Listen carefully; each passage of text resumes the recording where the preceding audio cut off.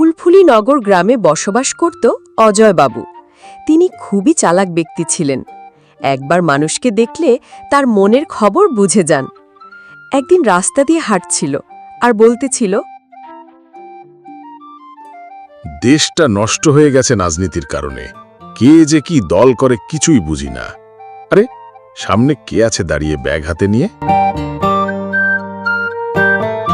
কে কে আপনি আর কোথা থেকে এসেছেন?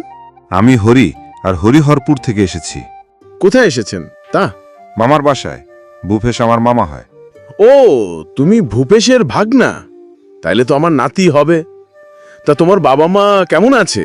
সেই ছোটবেলায় তোমাকে দেখেছি। জি দাদু, ভালো আছে। আপনি ভালো আছেন? হ্যাঁ, ভালো আছি। তা আমিও একটু যাই। তুমি যাও ভূপেশের বাড়ি, আমি কালকে তোমার মামার বাড়িতে গিয়ে দেখাবো। কেমন? দরকার ছিল একটু ভূপেশের সাথে। আচ্ছা ঠিক আছে, কালকে আসেন।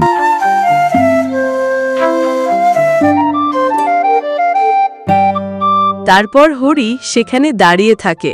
তার মামা সেখানে থাকতে বলেছে।